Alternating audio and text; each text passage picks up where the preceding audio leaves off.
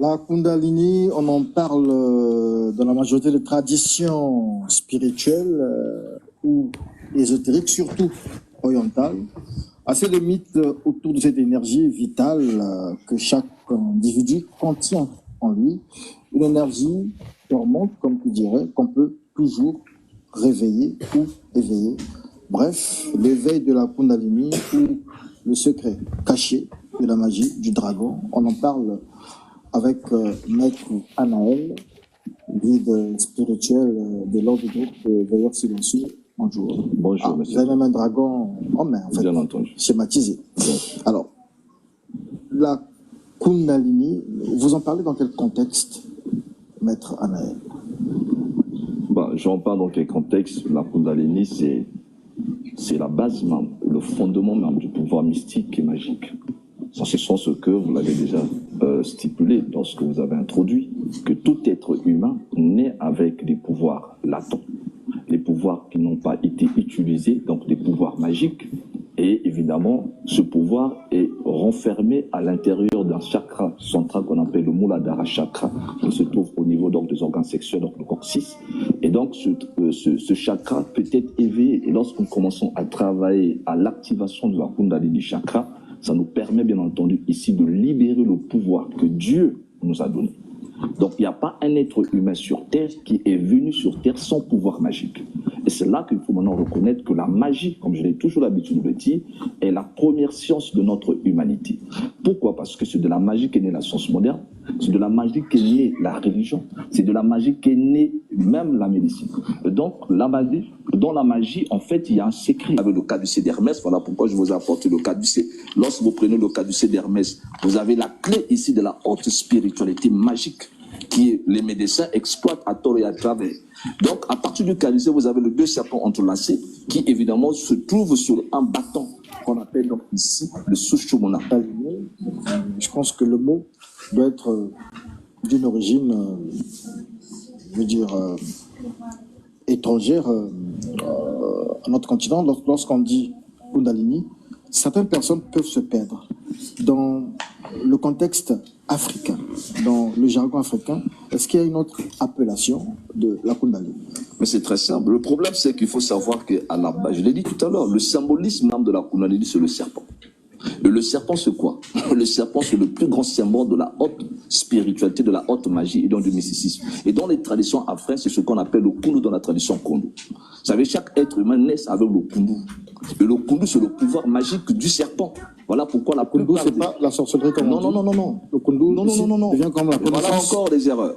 Parce que pour les blancs, le mot sorcier, le blanc, c'est pour le blanc, toute personne qui manifeste des pouvoirs soi-disant surnaturels devient sorcier. C'est pourquoi nos parents qui avaient activé le kundu qui est dans la Kundalini étaient pris pour des sorciers. En réalité, ils avaient la maîtrise du pouvoir mystique qui se trouve dans chaque être humain, qu'on appelle le kundu, que nous naissons avec. Et ils ont éveillé ce kundu grâce à quoi? Grâce au kindoki. Et le kindoki, c'est quoi? C'est la source multidimensionnelle de la tradition africaine Congo. Et quand vous parlez de kindoki, vous rejoignez directement le mysticisme de la tradition hermétique. Parce qu'il ne faut pas oublier que les traditions Congo est partie de l'Égypte, donc Ngipiti. Et donc, ils maîtrisaient très bien la science du serpent. Et quand tu ne maîtrises pas la science du serpent, la science du dragon, tu ne peux pas avoir des pouvoirs mystiques. Donc, sans la maîtrise du serpent, tu n'as pas de pouvoir mystique. Or, dans le serpent, il faut que le serpent soit transmuté pour qu'il devienne l'aigle. Donc, la vision. Il faut une initiation. Bien sûr. Alors, avant de parler d'initiation, lorsqu'on regarde dans les traditions bouddhistes, surtout pour ceux qui font le yoga, l'éveil de la Kundalini se repose sur des faits basiques. La respiration, les postures, etc. Est-ce que c'est suffisant pour éveiller la Kundalini? Ici, il faut comprendre que lorsqu'on va éveiller la Kundalini dans le yoga, donc ça signifie simplement l'union entre le plan physique et le plan supérieur, parce que le mot yoga, ça veut dire union. Il y a plusieurs types de yoga aussi, il faut les stipuler. Il y a le Bhakti yoga, il y a le Raja yoga, il y a le Jnana yoga, il y a le Hatha yoga. Et donc, il faut savoir dans quelle discipline, mais peu importe la discipline de yoga qu'on va emprunter, tout le système de yoga passera toujours par l'éveil de la Kundalini, parce que c'est le but de l'élévation spirituelle. C'est-à-dire que tu ne peux pas prétendre être mystique si tu n'éveilles pas ce pouvoir-là en toi. Et donc, dans la tradition, que ce soit bouddhiste ou la tradition de l'Inde, ou même dans la tradition tibétaine, ils vont avoir un certain nombre de pratiques qu'ils vont faire, basées sur des exercices mystiques de respiration profonde qu'on appelle le pranayama, et bien d'autres de dhyana qu'on appelle la méditation, pour éveiller ce pouvoir mystique et magique. Mais dans la tradition Congo, lorsque nous prenons la tradition Ngunza, pourquoi les Ngunza sautent? Mais lorsqu'ils sortent comme ça, là, ça fait quoi? C'est un problème d'activation du kundu. Lorsqu'ils sortent au fur et à mesure qu'ils sont en train de sauter, mais le kundu est en train de se réveiller, c'est une technique évidemment de libération de l'énergie vitale, mais que même eux-mêmes aussi ne savent pas, que les anciens Ngunza, les connaisseurs l'utilisaient. Et cette connaissance est partie de la Lemurie, le continent des Noirs, avant même l'Atlantide, qu'on appelle le continent de la Lemurie. C'est là où la pratique Ngunza est partie, jusqu'à ce que ça arrive à la tradition égyptienne et jusqu'à chez nous ici. Ce que vous dites semble être facile, mais je vous pose la question, parce que est-ce qu'il suffirait que quelqu'un se mette debout dans sa chambre, dans sa maison, dans son intimité, il se mette à sauter comme le Ngunza et il a éveillé sa Kundalini? Non. Ou il y a vraiment un processus. Mais il y a un processus de là, parce que quand tu fais les sauts, il y a activation. Pourquoi? Parce que ça va te demander beaucoup de respirer. Tu ne peux pas sauter assez si tu ne respires pas assez. Mais la base même de l'éveil de la Kundalini, c'est quoi? C'est la respiration profonde.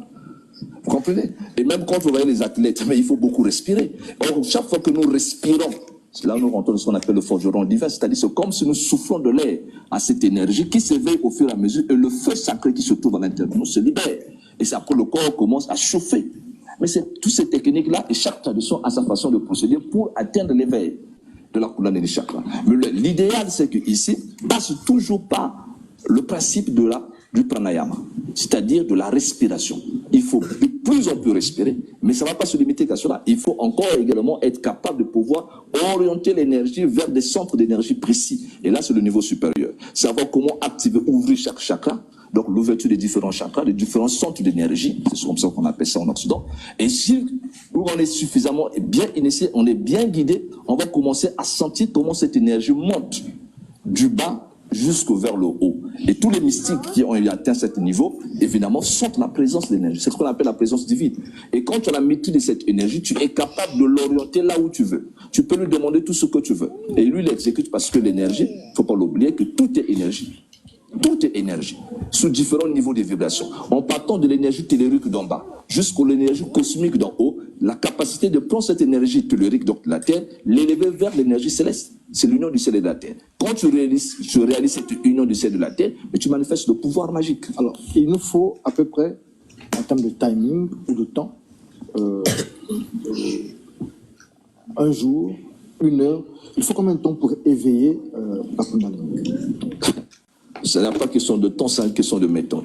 Il faut être au pied de quelqu'un qui s'y connaît. Parce que si vous n'avez pas une personne qui a la bonne méthode pour pouvoir vous éveiller la Kundalini, vous passerez toute votre vie, vous n'allez jamais éveiller votre Kundalini. Donc ce n'est pas un problème de temps, c'est un problème de méthode. C'est comme vous rentrez dans une maison, si vous n'avez pas la clé, vous allez casser la maison. Alors, aujourd'hui avec Internet, les gens peuvent s'exercer à éveiller, à auto-éveiller leur Kundalini. Est-ce qu'il arrive qu'on le fasse mal et qu'il y ait des conséquences par exemple? Ah oui. Beaucoup de gens, évidemment, qui ont essayé d'éveiller la Kundalini sans être bien guidés, se sont retrouvés dans la folie. Il y a beaucoup de conséquences dangereuses lorsque la Kundalini est mal éveillée. C'est pourquoi on appelle ça le dragon. Parce que le dragon peut donner la vie, mais le dragon aussi peut détruire. C'est pourquoi c'est le symbole du serpent. Le serpent peut le venin. Avec le même venin, on peut soigner. C'est comme le médecin. Le médecin peut te donner la vie, mais le médecin peut te détruire. Donc il peut t'administrer un mauvais traitement, après tu meurs. Donc c'est la même chose avec la magie. La magie peut te détruire, la magie aussi peut te guérir. Donc c'est pourquoi c'est dangereux. Dangereux pas parce que c'est mauvais, non. Dangereux parce que si tu n'es pas bien guidé, tu risqueras de mal éveiller l'énergie de la Kundalini parce que tu n'auras pas la bonne méthode. Et quand cette force va s'élever et que les chakras, c'est-à-dire que les centres de passage qu'on appelle les nadis, les centres de circulation énergétique n'ont pas été préparés en avant, il va briser ça de force. Et quand il va briser ça de force, ça va te créer des troubles. Voilà pourquoi il faut avoir la bonne méthode d'éveil de la Kundalini. Et il faut être assis au pied d'un maître expérimenté parce que lui, il ne va pas commencer directement par... Il sait quel exercice donner avant.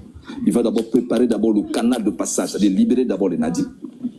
c'est un exercice de respiration pour que les voies de passage de la colonie soient libérées.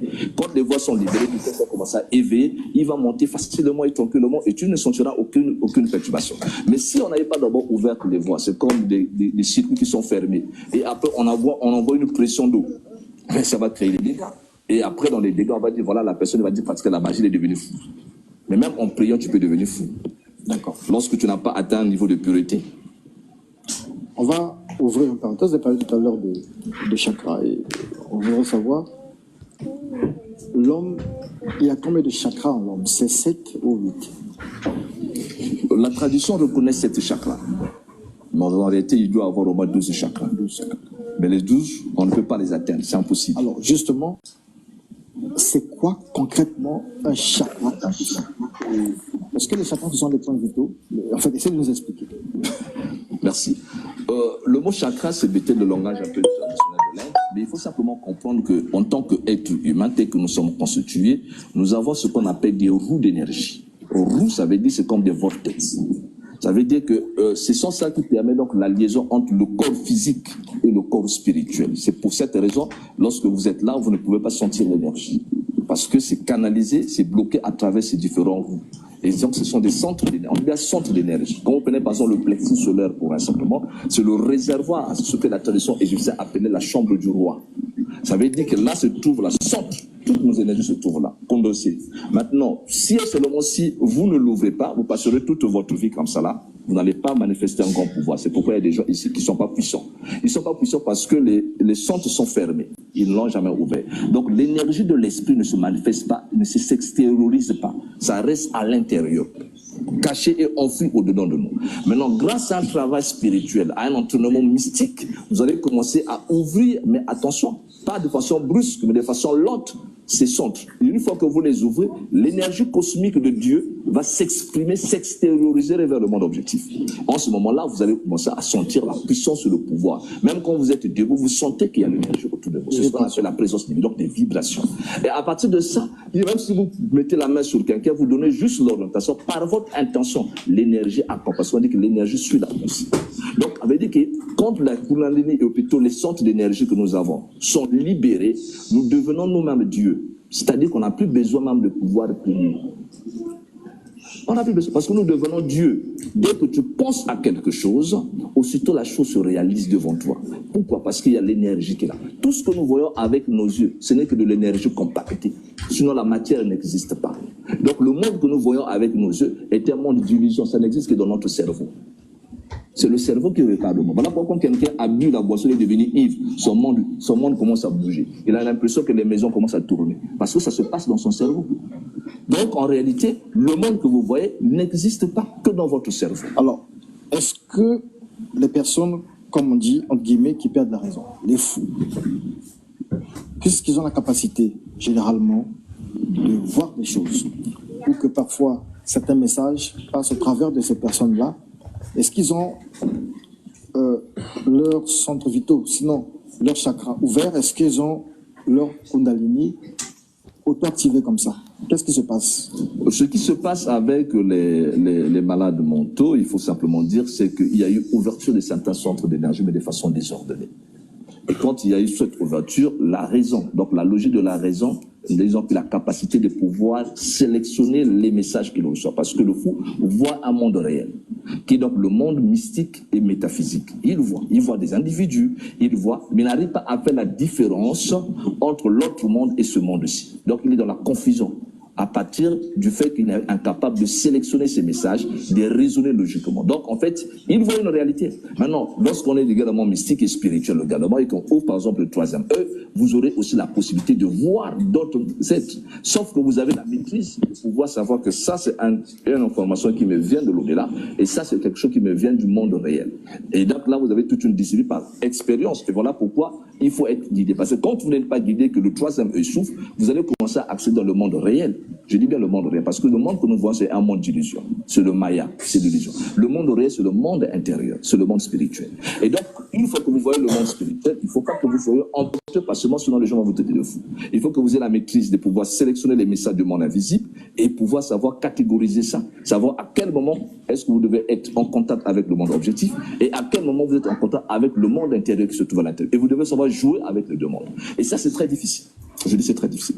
Très difficile parce que quand le troisième œil s'ouvre, il est très difficile de faire la différence entre ce qui est vrai et ce qui est faux. Quand vous voyez un esprit, vous ne saurez pas que c'est un esprit. Vous aurez l'impression que c'est un être humain comme vous. Voilà pourquoi tout ce qu'on nous a enseigné, les démons avec des cornes, ça n'existait pas pour toi. Donc si tu vois un démon, mais si tu vois un être humain comme toi, mais comment saurais-tu que c'est un démon? Puisqu'il n'a pas des cornes. Et donc, il faut que tu aies le discernement des esprits et que tu sois quelqu'un qui est encadré. Parce que si tu n'es pas encadré, tu peux recevoir la visite d'un démon et tu vas croire que c'est un ange qui est venu te voir. D'accord. Alors, nous sommes dans un pays où la première religion, c'est le christianisme.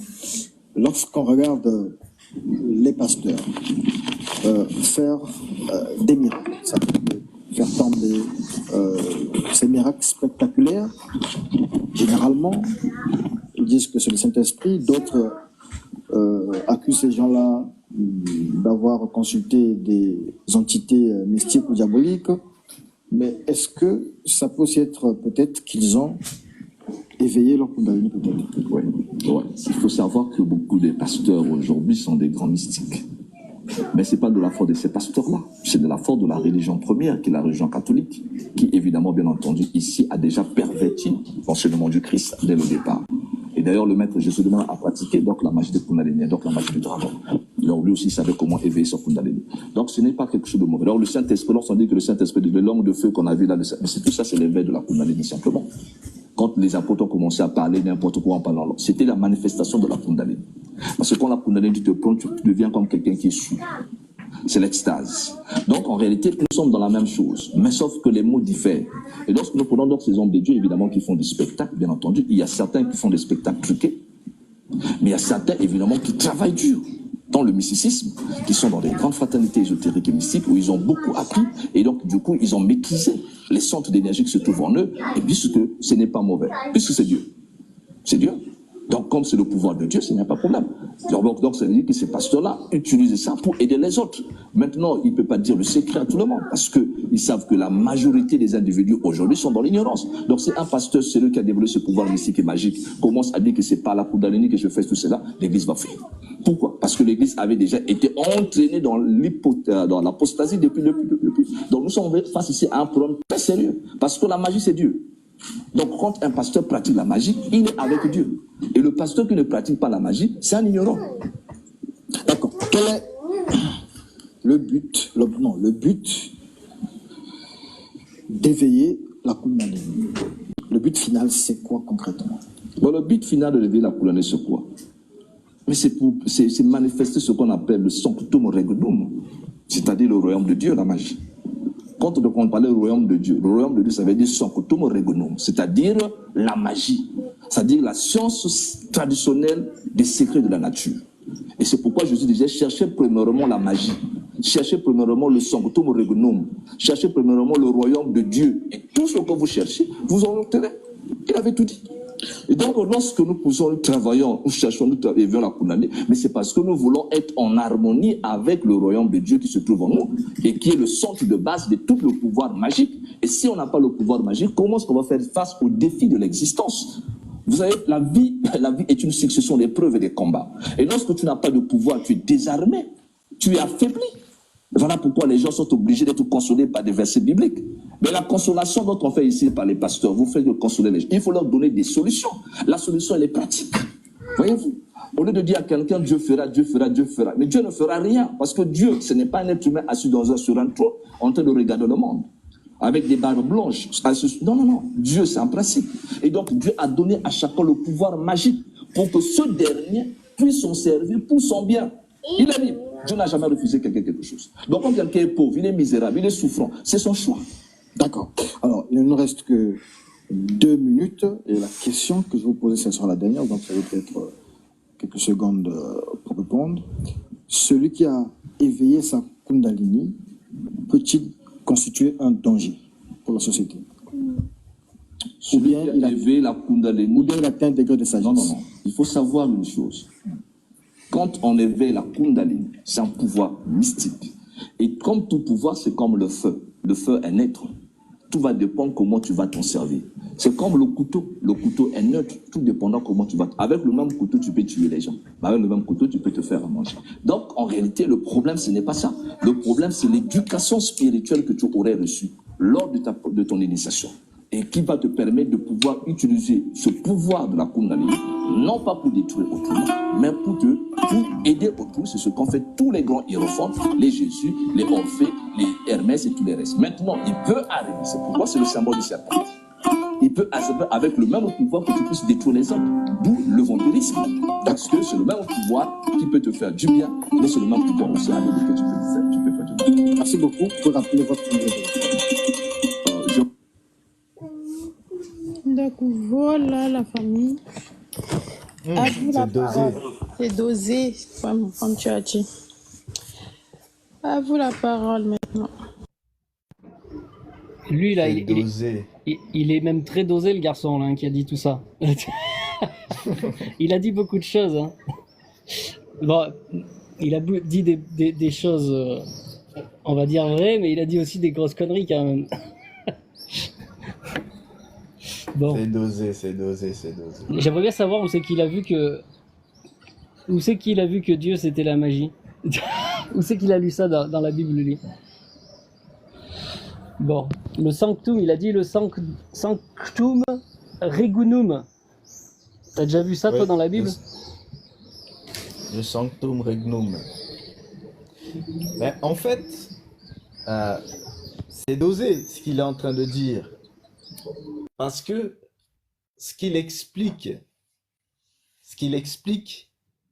c'est la réalité de toute la spiritualité dans le monde. C'est la réalité de toute des religions. C'est la réalité de la science. Le problème, c'est quoi? C'est que ce qu'il est en train de dire, c'est le système bovin. Il explique le système bovin. Et c'est le système bovin. Hein. Le problème, c'est quoi? C'est que eux, ils connaissent pas. Ils refusent d'avouer au monde le système ovin. Ça veut dire que toute personne qui ne connaît pas le système ovin vit dans cette réalité-là qu'il a expliquée. Que vous soyez chrétien, musulman, vaudouisant, bouddhiste, tout ce que vous voulez, même scientifique, vous vivez dans cette réalité-là. C'est ça qui est... Même ceux qui disent qu'ils sont cartésiens. Tous. C'est-à-dire, tant que la personne ne vit pas dans le système ovin, elle vit dans ça. Il n'y a que quand on sort, c'est-à-dire quand on vit dans le système ovin, on sort de là-dedans. Et effectivement, le problème c'est quoi? C'est que, étant donné que eux, ils ont occulté le vrai Jésus. Parce que bien sûr, le vrai Jésus n'a rien à voir avec le Jésus que lui raconte. Hein. Mais étant donné que eux, ils ont occulté ce vrai Jésus-là, le Jésus que eux, ils connaissent, effectivement, c'est celui qui vit selon le sanctum regnum. Et c'est là où ça devient compliqué pour les gens. Et il a dit, hein, les pasteurs travaillent avec la Kundalini. Les pasteurs travaillent avec la Kundalini. Oui, je connais Jésus. Les pasteurs travaillent avec la Kundalini. Par contre, un vrai pasteur qui connaît le vrai Jésus ne travaille pas avec la Kundalini. C'est ça la différence. Toute personne qui travaille avec quelque spiritualité que ce soit du système bovin, travaille avec la Kundalini. Donc ça veut dire que c'est important de comprendre concrètement c'est quoi la Kundalini et comment la Kundalini s'est-elle en fait manifestée en fait dans l'homme. Parce que au départ, l'erreur que par exemple lui là, ce Anaël là, qui est un guide spirituel dans son mouvement, l'erreur que par exemple lui il va faire, c'est que pour lui, la Kundalini, et pas que pour lui, hein, pour tous les spiritualistes, hein, en vérité dans le monde, pour eux la Kundalini fait partie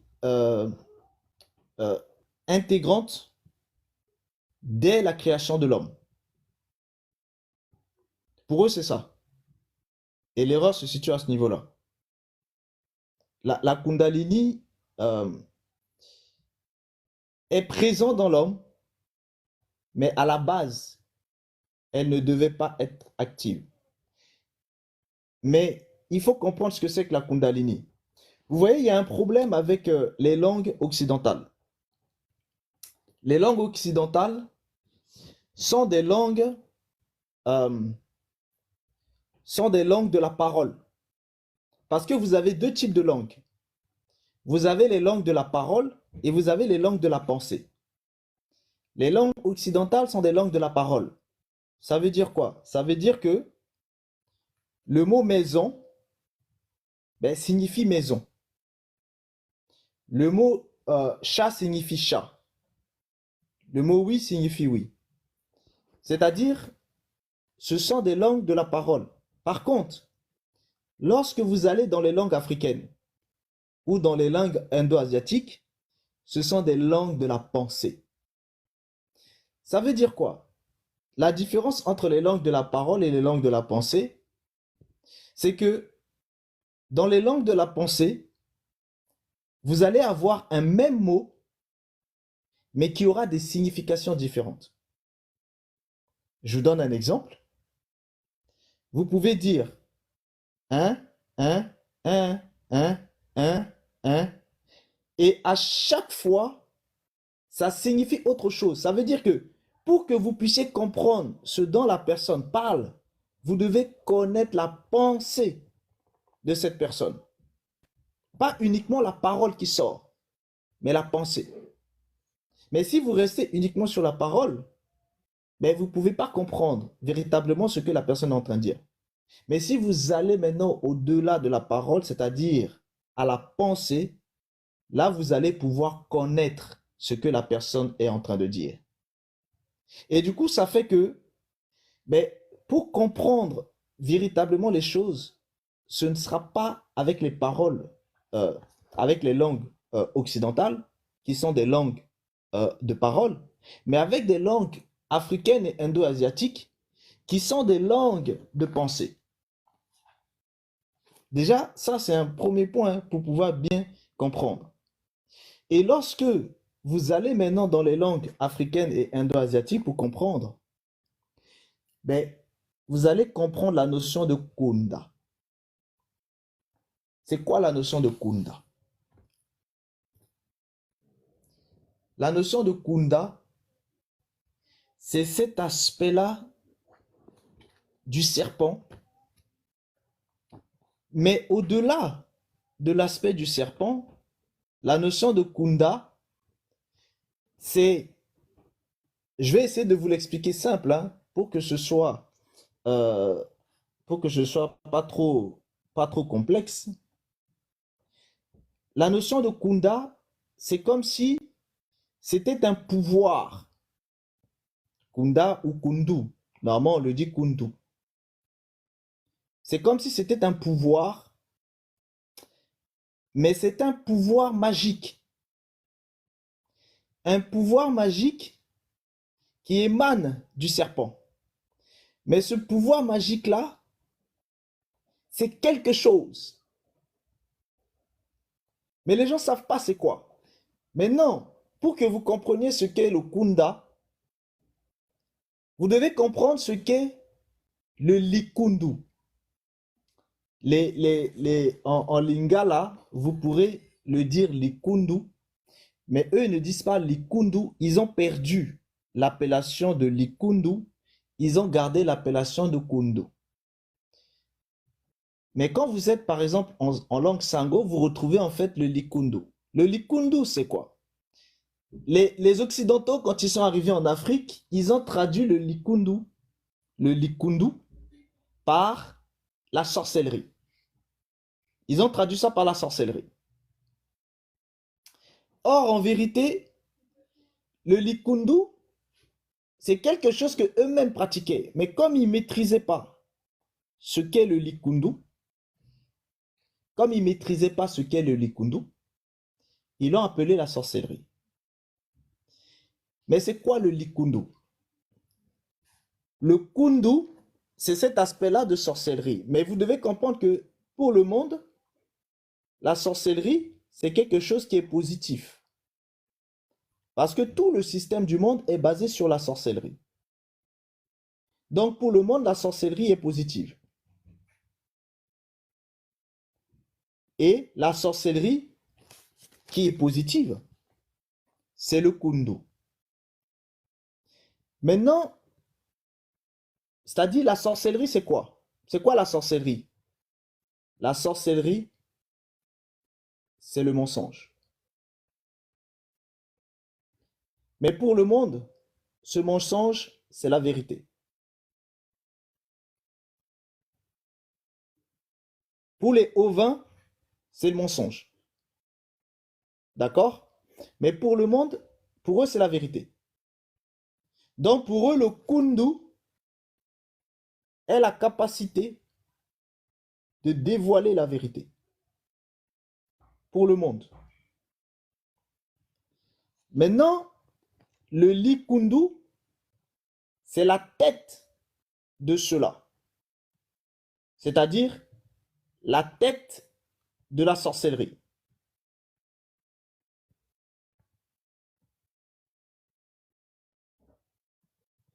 Et la tête de la sorcellerie, c'est ça, la Kundalini.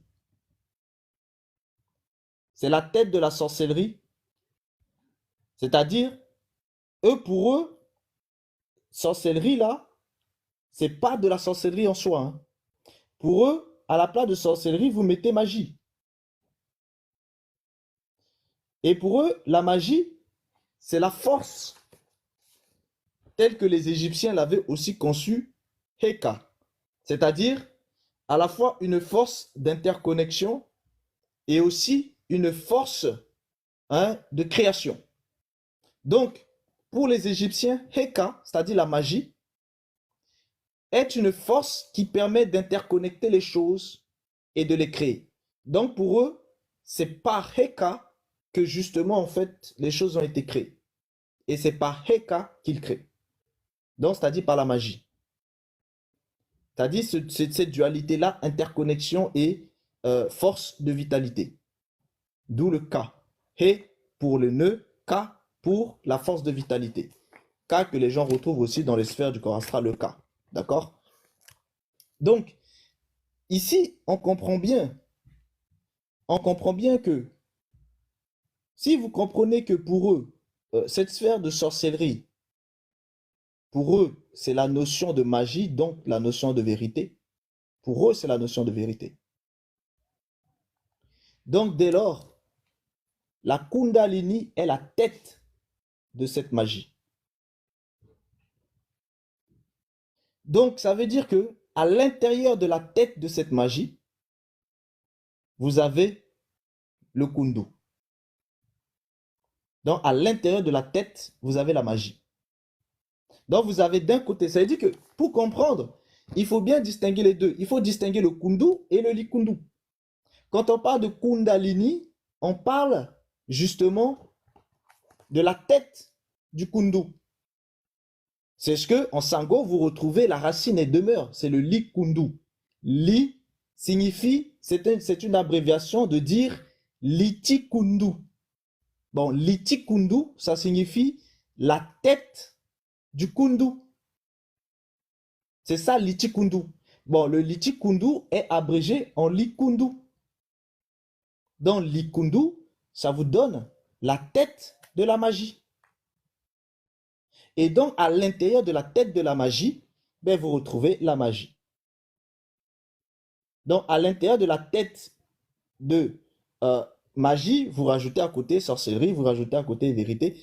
Pour eux, c'est exactement en fait la même chose. Hein. C'est le même principe. Et c'est ce que vous retrouvez Heka chez les Égyptiens. Donc, il faut bien distinguer le Kundu et le Likundu. Bon, le Kundu, c'est quoi? Le Kundu, c'est du coup, dans ce cas, cette force-là. Cette force magique. Cette force magique. Bon, maintenant, là où on va entrer maintenant un peu plus dans les choses intéressantes, je vous ai dit que tout le système du monde est basé sur justement le Kundu et le Likundu. C'est-à-dire ce que vous connaissez comme étant la magie et la Kundalini. La Kundalini, c'est la tête de la magie. Et vous avez dans la Kundalini la magie. Ça veut dire que eux, cette magie-là, c'est ce qu'ils appellent la force. Mais cette force, c'est ce que les Égyptiens appelaient aussi Heka. Mais attention, pour que vous maîtrisiez justement cette Heka-là, vous devez développer la Kundalini, c'est-à-dire le Litikundu. Ce qu'en Afrique subsaharienne, vous allez connaître comme étant le Likundu. Donc, quand vous développez le Likundu, là, vous allez développer le Kundu. Parce que à l'intérieur du Likundu, vous avez le Kundu. Voilà, Likundu ou Litikundu. Parce que là-bas, c'est le Kundu. Maintenant, ce Kundu-là, c'est ça, ce serpent magique. C'est un pouvoir. Et quand ils ont compris ça, ils ont compris que ce pouvoir, effectivement, il est dans l'homme. Et c'est pas faux. Ce pouvoir, il est dans l'homme. Et il est dans tout homme qui naît. Mais pourquoi il est dans tout homme qui naît? Parce qu'il a été développé dans tout homme qui naît. À partir des premiers hommes. Parce que, en vérité, le Kundu, c'est quoi? Le Kundu, c'est tout simplement ce que les gens connaissent sous un autre nom. C'est pas pour rien que la Kundalini siège au chakra racine. Parce que le Kundu, c'est la sexualité. C'est ça le Kundu. Parce que à la base, les hommes ne devaient pas forcément pratiquer la sexualité. C'est-à-dire, à la base, les hommes ne devaient pas forcément développer le Kundu. Le problème, c'est quoi? C'est que la plupart des gens ne connaissent que la reproduction par le sexe. Or, aujourd'hui, la science est en train de vous montrer que la reproduction ne se fait pas que par le sexe, n'est-ce pas? Et avant, il y a eu d'autres types de création, d'apparition de l'homme, autres que par le sexe, n'est-ce pas? Mais ce que la plupart des gens ont gardé en eux-mêmes, c'est justement tout lié au sexe. Et c'est pour ça que vous retrouvez en fait la magie sexuelle. Et la magie sexuelle est la magie la plus puissante, tout simplement parce que c'est la magie du Kundu. C'est la source même de la magie. Parce que c'est le Kundu. Et pour que ce Kundu se développe, il faut que ce serpent-là, serpent-feu, puisse éveiller le feu. C'est-à-dire ce serpent qui monte de la terre. Il passe par le chakra super-racine. Il arrive au niveau de l'appareil génital. Et il débloque maintenant le feu au niveau du kundu. Est-ce que vous voyez un peu? Dès qu'il développe au niveau du kundu, c'est là où la personne va faire l'éveil de la kundalini. Donc sa kundalini va s'éveiller. C'est-à-dire, il va éveiller le kundu. C'est-à-dire, il va éveiller cette force-là au niveau de son appareil sexuel. Et dès que cette force est éveillée, elle va maintenant monter à travers les chakras. Elle va monter à travers les chakras. Et à chaque fois, elle va ouvrir les portes. Parce que les chakras sont des vortex. Ces vortex-là permettent à la conscience de la personne de passer à travers le vortex et d'entrer en fait dans les corps subtils. Et du coup, ça fait que vous pouvez utiliser maintenant vos corps subtils. Tels que les pouvoirs que certains pasteurs font quand ils arrivent à travers leur aura, c'est parce que tout simplement, ils ont grimpé de niveau du chakra en question et sont entrés dans le corps. Parce que chaque chakra, les principaux là que vous connaissez, hein, ils sont au nombre de 12. 12 principaux, mais vous en avez 7 qui sont souvent utilisés par les uns et les autres. 7 que beaucoup de gens en fait connaissent. Mais en vérité, il y en a 12. Donc les 12 chakras sont l'étoile terrestre, le chakra qui est sous les pieds. Vous avez le chakra racine au niveau sexuel, c'est là où siège la kundalini. Vous avez le chakra sacré. Donc vous avez l'étoile terrestre, le chakra racine, le chakra sacré, le chakra du nombril, le chakra du plexus solaire, le chakra du cœur, le chakra de la gorge, le chakra du troisième œil, le chakra couronne, le chakra causal, le chakra étoile de l'âme et le chakra porte des étoiles. Donc, vous en retrouvez 12 principaux. Bon, en règle générale, les gens atteignent jusqu'au chakra couronne. Voilà. Parce qu'après, les autres sont beaucoup plus élevés. Donc, dès que, à chaque fois que la personne développe, bah, elle ouvre ces portes-là. Et quand elle ouvre ces portes-là, elle peut voyager. C'est-à-dire, sa conscience peut voyager.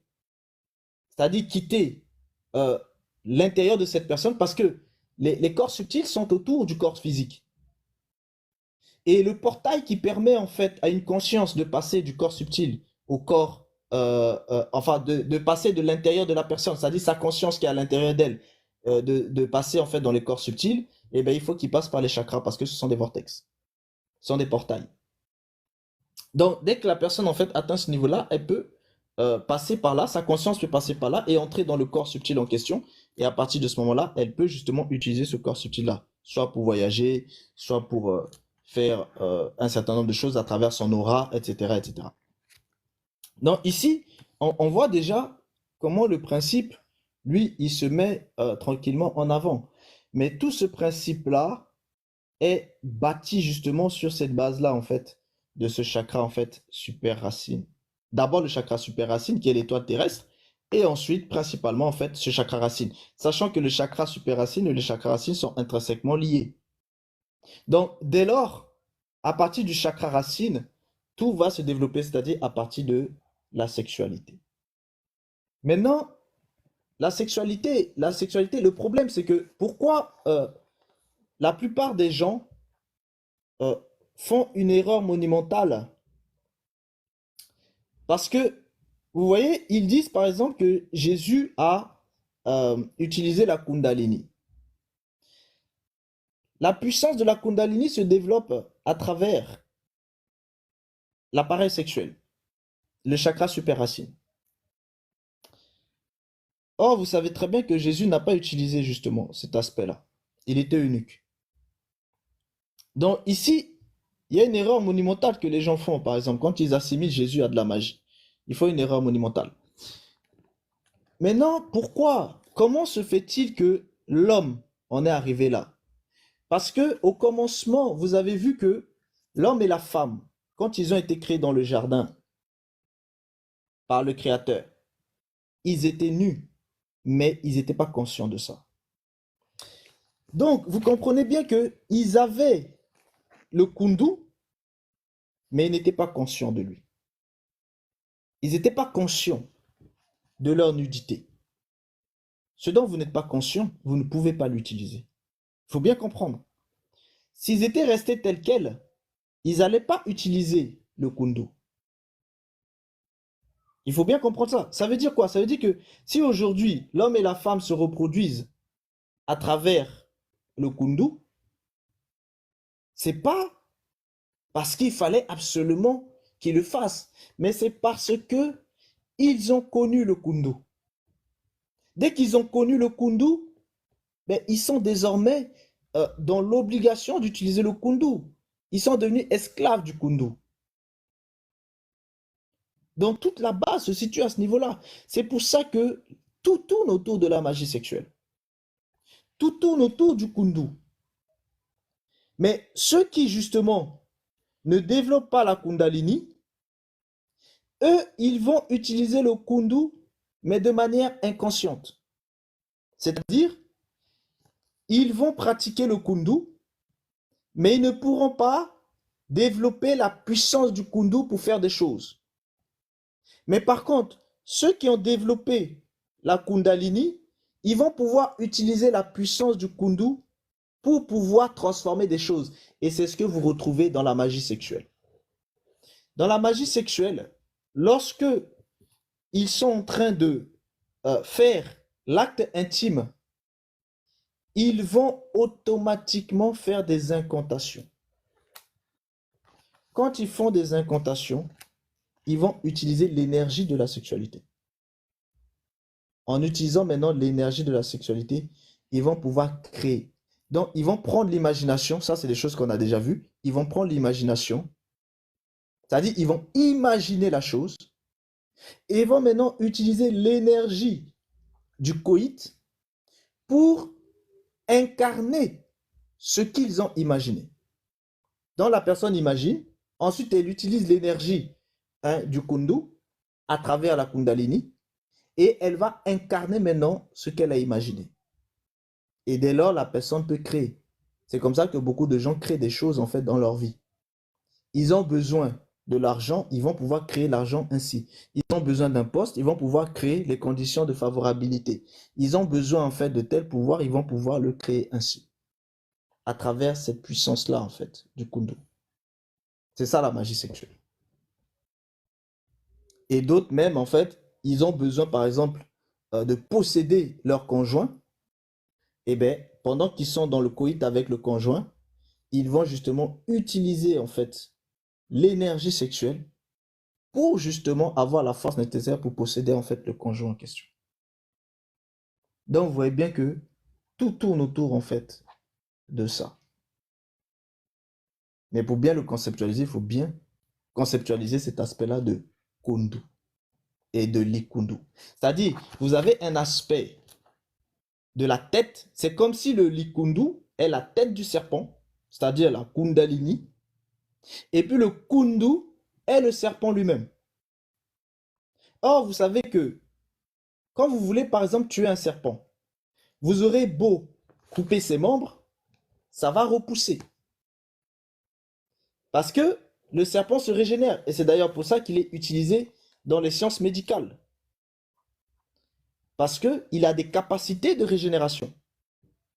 Et c'est ce que vous retrouvez aussi dans l'Égypte ancienne, à travers Osiris, le serpent qui se régénère, avec ses capacités de régénération.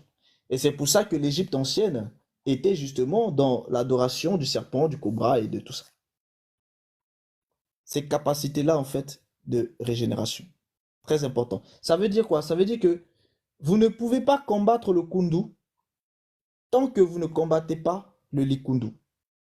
C'est-à-dire, quand vous voulez tuer un serpent, il faut l'attaquer au niveau de la tête. Si vous coupez la tête du serpent, il ne pourra plus se régénérer. Mais si vous coupez juste ses corps, il va pouvoir se régénérer.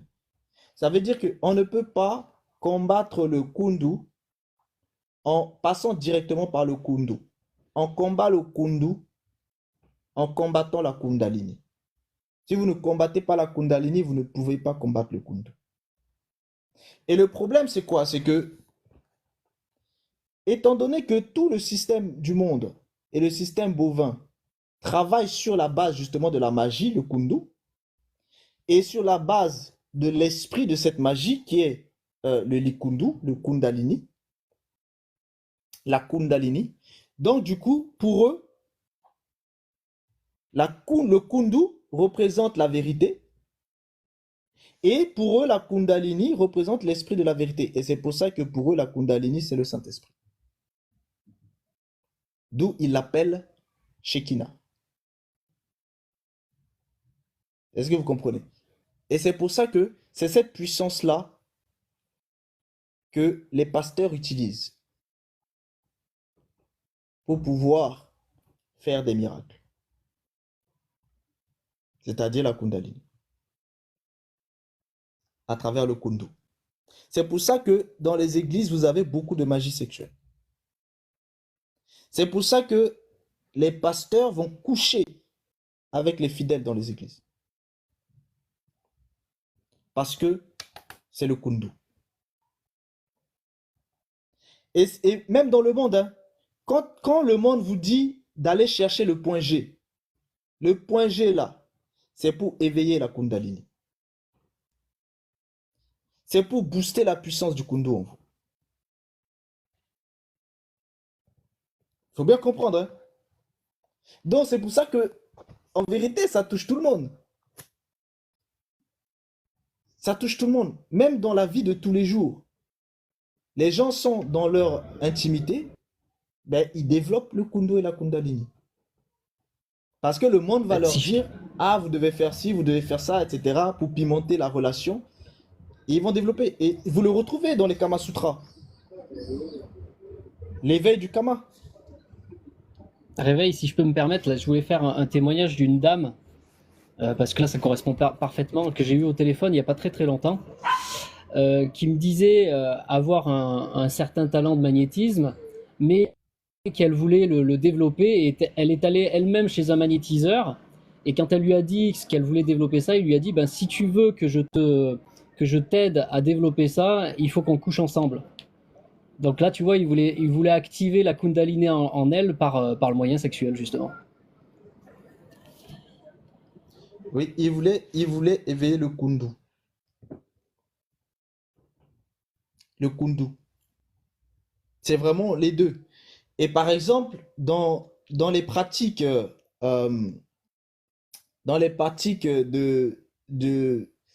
des spiritualités gnosis occidentales, vous avez cet aspect-là de, dans la magie sexuelle, ils utilisent en fait ils ont un nom là pour appeler ça.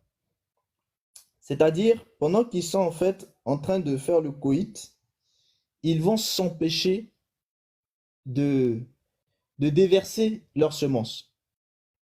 C'est-à-dire, ils vont bloquer leurs semences et ils vont transformer cette semence-là. Ça, c'est toujours les pratiques du Kundu.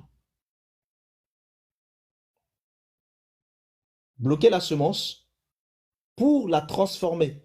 Parce que c'est une énergie. Votre semence, c'est une énergie. C'est pour ça que vous voyez que on avait déjà vu ça où des femmes étaient envoyées pour récupérer des semences en fait des hommes pour pouvoir en fait aller les donner en fait à ceux qui justement leur donnaient de l'argent. Parce que ces semences-là, c'est de la vitalité, mais de la vraie vitalité. La semence de l'homme, c'est de la vitalité, c'est de la vie. Et bien cette vie-là est utilisée puissamment en fait dans la magie sexuelle. Donc tout tourne autour de ça en fait. Mais il faut bien distinguer Kundu et Kundalini. C'est-à-dire il faut distinguer le serpent et la tête du serpent. Mais au final, vous avez vu que le tout, c'est le serpent en fait. Mais pour bien comprendre, il faut distinguer son corps de sa tête.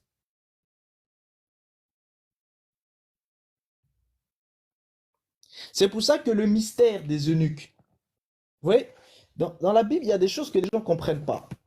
Le mystère des eunuques est très grand. Pourquoi? Parce que les eunuques sont ceux qui, justement, ne tombent pas sous la servitude du kundu.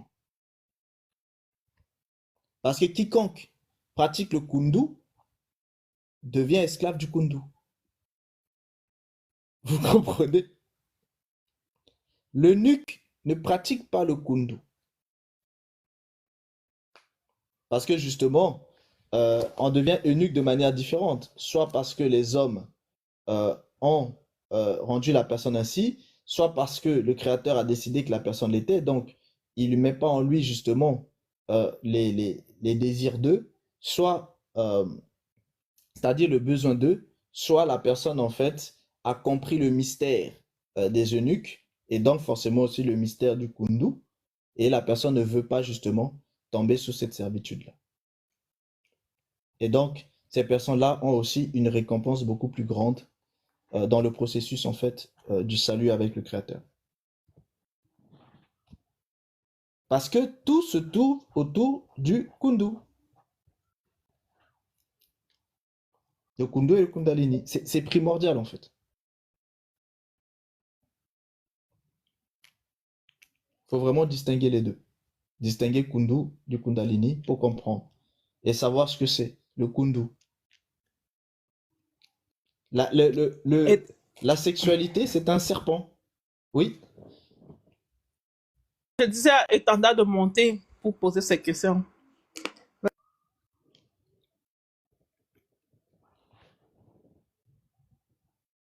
C'est pour ça qu'en fait, souvent je dis, tout se passe en Genèse. Il s'est passé beaucoup de choses dans le jardin. Beaucoup de choses.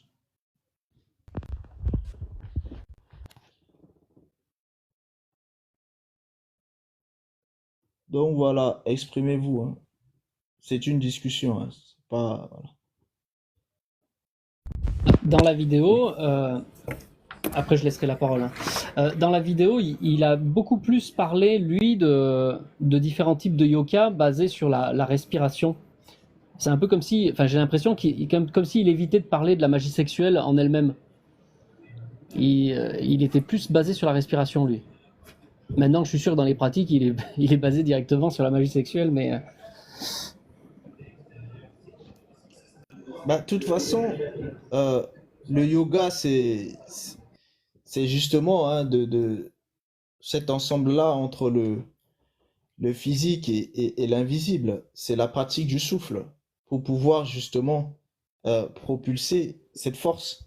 C'est ce qu'il expliquait aussi par rapport en fait au Ngunza, c'est-à-dire le fait de pouvoir faire ces pratiques-là pour développer justement.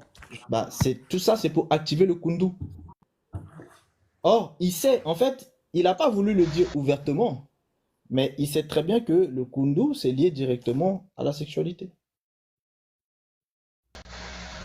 Excusez-moi, bonjour à tous, shalom. Le fait de mettre l'accent sur la respiration, en fait, comment dire, c'est pour activer le chi. C'est pour activer, au lieu d'activer le mana, c'est-à-dire au lieu de faire circuler le kundu à l'intérieur du corps comme le cheminement de la Kundalini, c'est de le faire tourner avec la respiration autour du corps pour endurcir le corps en fait. Au lieu d'activer le mana, ils activent le chi en fait.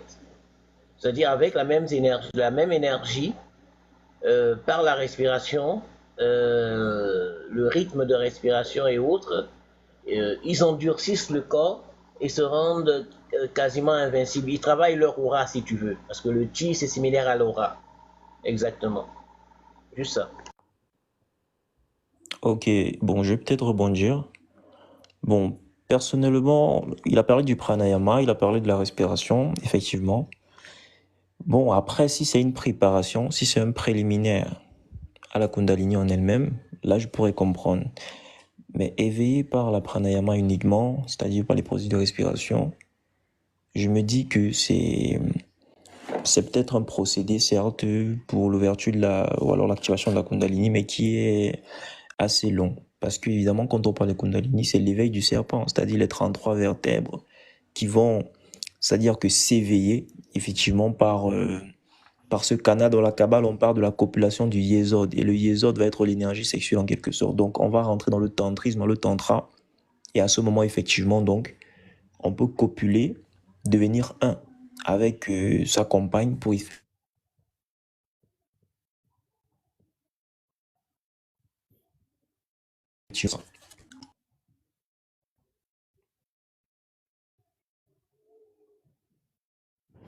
On ne t'entend plus, Joker.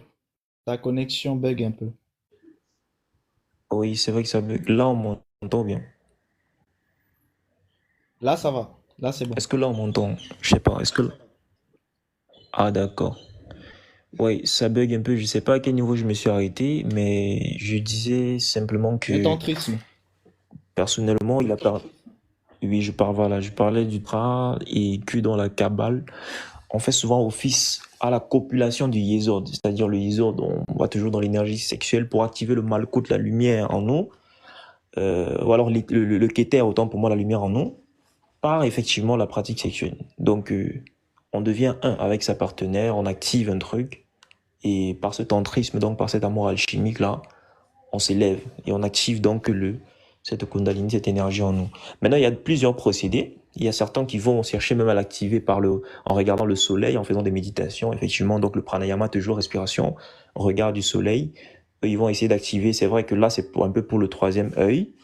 Mais voilà, bref, il y a plusieurs procédés en tout cas. Mais je pense que le procédé sine qua non serait effectivement la pratique sexuelle en tout cas.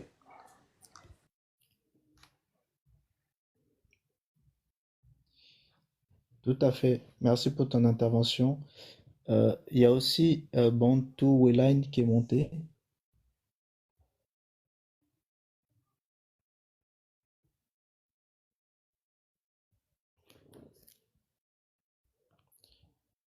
Bantu Wayline, tu es là? Bantu. Wellness plutôt. Bantu, tu es là? Allô, Bantu?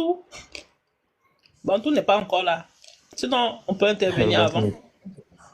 On peut intervenir après, quand il reviendra, on va lui donner la parole. Tu voulais rajouter quelque chose, Joker? Bon, je sais pas, un peu. Il a parlé aussi des pouvoirs, ce qu'on peut appeler les siddhis chez les yogis, c'est-à-dire les siddhis, les pouvoirs qui vont suivre l'activation de la Kundalini ou bien l'ouverture aussi du troisième œil. Je dirais aussi, et je le dis souvent, que ces pouvoirs-là, ces siddhis-là, peuvent nous éloigner de Dieu. Et c'est pour ça qu'on parle, ça peut nous ramener encore dans la maya, dans l'illusion du monde. Parce que ça ravit votre ego. Quand vous arrivez, par exemple, à maîtriser des capacités télékinésiques, moi je travaille actuellement sur la télékinésie, et que vous arrivez, par exemple, à claquer une porte par la seule force de votre pensée, vous devenez donc, il a parlé dans la Bible, autant pour moi, il a parlé dans la vidéo, vous devenez des dieux. Et effectivement, dans la Bible, il est écrit dans Psaume 86, verset Dieu, vous êtes tous des dieux. Et donc, quand tu réveilles ta nature de Dieu, à un moment donné, ça peut t'éloigner du Dieu qui est macrocosmique. Parce que toi, tu n'es qu'un microcosme. Parce qu'effectivement, tu te dis que tu peux déjà te détacher de la source. Et tu vas uniquement ravir ton ego. Tu vas te dire, moi, je peux déjà déplacer des objets, je peux faire des sorties astrales, je peux soigner à distance, je peux faire du magnétisme, etc. Finalement, est-ce que j'ai encore besoin même de quelque chose? Or, il te faut une dernière étape, c'est tuer ton ego. C'est tuer ton ego et c'est très important. Donc, à un moment donné, quand on est dans le processus évolutif, on doit savoir que l'activation des pouvoirs qu'on a en nous, il faut qu'on s'observe soi-même quand on a déjà atteint ce niveau d'éveil. Parce que la dernière étape sera le fait de tuer cette énergie-là, de tuer cet ego-là en nous, au travers des pouvoirs qu'on a eus, parce qu'on peut déjà se sentir, voilà. Donc, personnellement, c'est ça. Dès qu'on est déjà donc éveillé, il faudra aller à la dernière étape pour moi, qui est le fait de se décharger de l'ego, qui nous permettra donc, évidemment, après la mort, de devenir donc un hétéro, un divin intercédeur.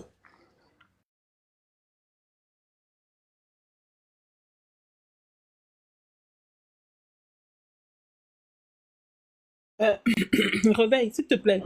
Explique-moi un peu au niveau de où tu as parlé à partir de quel moment ils considèrent que la Kundalini, c'est le Saint-Esprit. J'ai pas bien capté cette partie-là. Ok.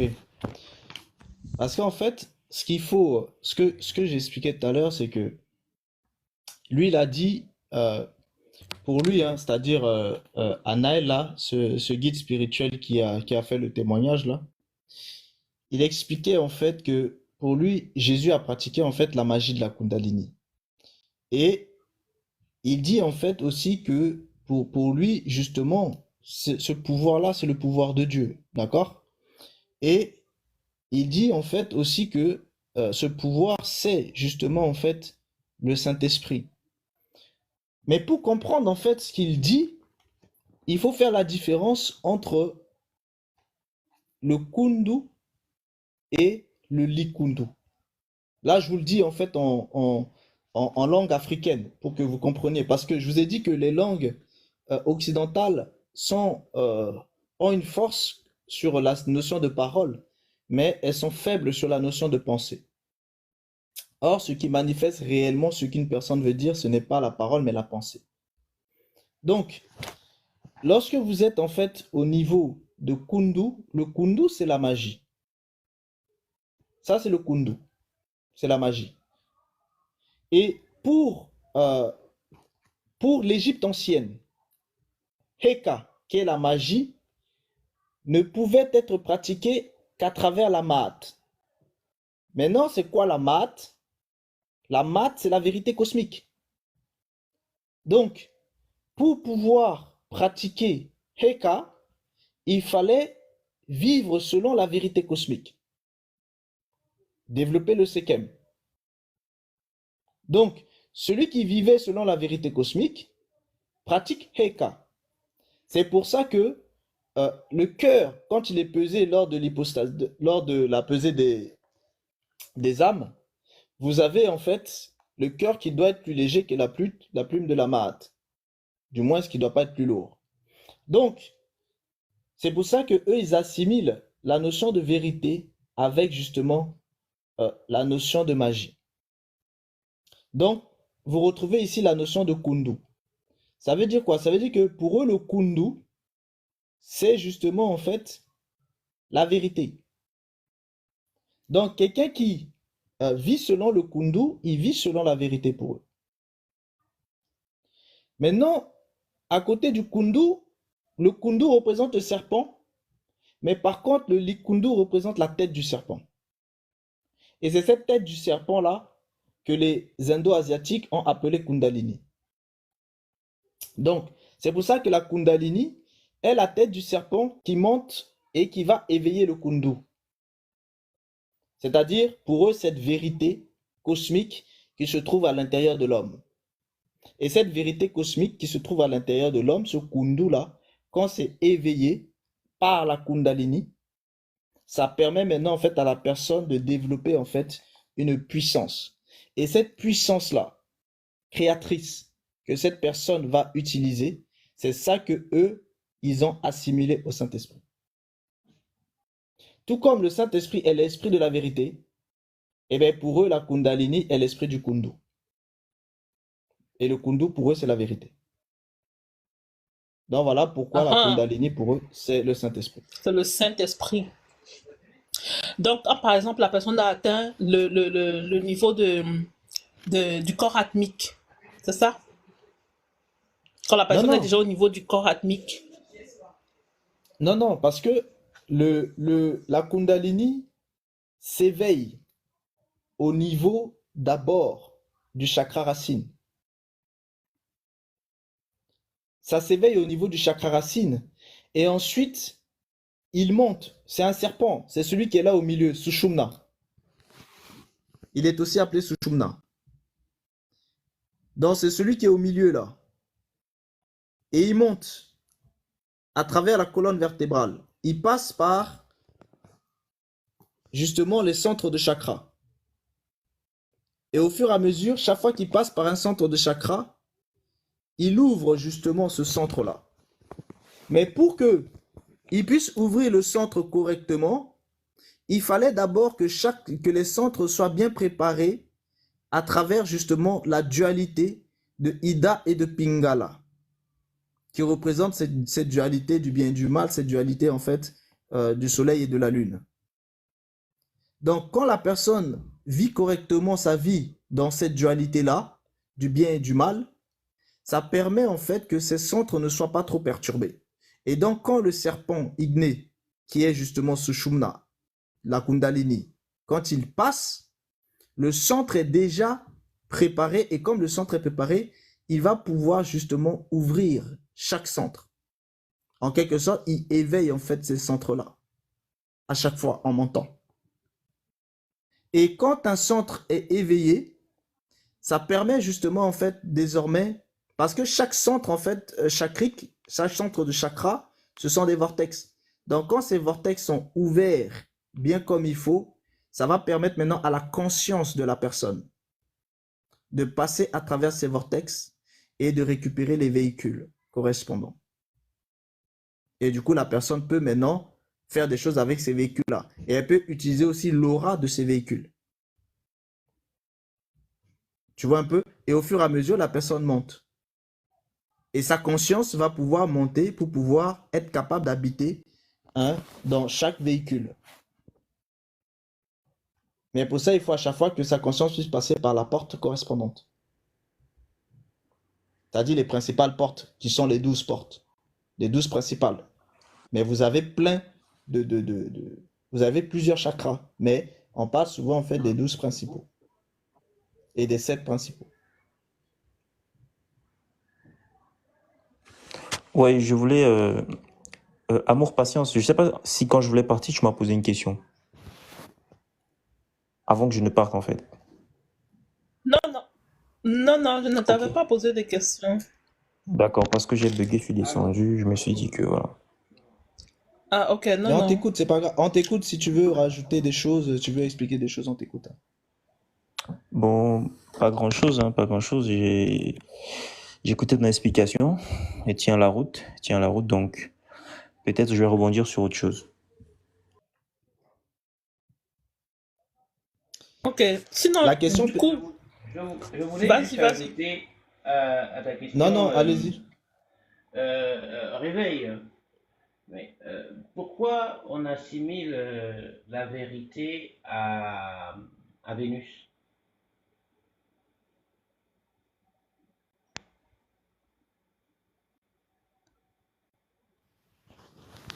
Pourquoi la vérité assimilée en fait à Vénus?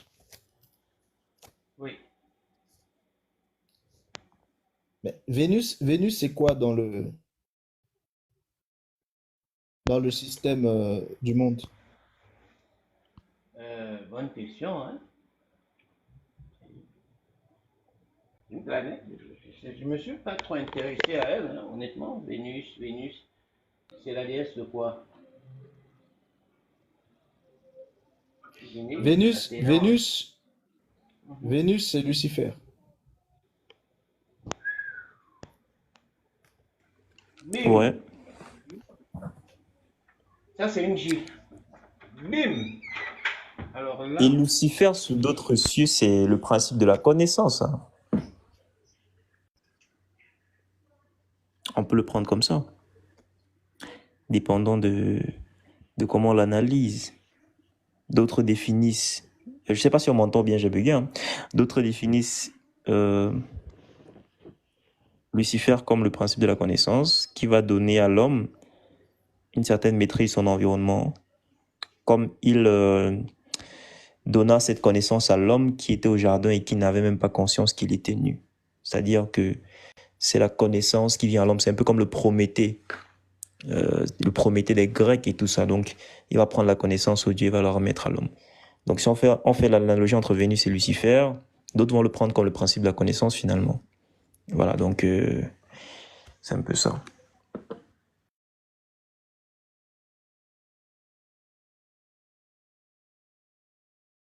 Tu as ta réponse, Yal? Elle est choquée. Bon, Il on était dit loin aussi de que... ça. bah, Il était loin de ça. Louis Al, même tellement et il est justement, choqué qu'il est descendu. Sa connexion a bugué en même temps. Vas-y, Steph. Et justement, la Vénus, quand tu lis un peu sur Vénus, on va dire les principes qui sont derrière, on te parle de l'amour, de la bonté, de la beauté. Donc, tu vois, on fait le lien avec tout ça. Bon, maintenant, de quel amour on parle? C'est ça la vraie question. Après, voilà, si tu fais le lien avec le serpent qui a corrompu les hommes, originel, bon, bah voilà quoi. Quel amour on parle? Mhm. Oui, et puis les Bah, Romains du l'appellent moment, Vénus, mais les Grecs, eux, ils l'appellent Aphrodite, hein. Mhm. C'est ça aussi. En fait, du moment où on a mis le lien entre Vénus et et Lucifer, bah, on peut directement faire le lien avec. On parle de Lucifer, les porteurs de lumière. Lumière sous-entendant connaissance, connaissance sous-entendant éveil. Bah, voilà. Ça devient assez compliqué quand même. Donc, il y a plusieurs égrégores, en tout cas, cachés derrière Vénus. Donc, c'est mieux de l'éviter dans, je sais pas moi, dans des invocations, ou bien des évocations, quoi que ce soit. Voilà, parce qu'il y a plusieurs significations dans l'onomastie même de Vénus. Et j'ai une question pour le panel. Comment les Égyptiens, eux, ils appelaient Vénus? Qui était Vénus chez les Égyptiens? Les Égyptiens anciens, hein, pas les Égyptiens d'aujourd'hui, hein, c'est pas des vrais Égyptiens. Les Égyptiens anciens. C'était pas Thoth et Hermès et Trismégie? Non, non. Thoth, c'est Ok, Mercure. ok.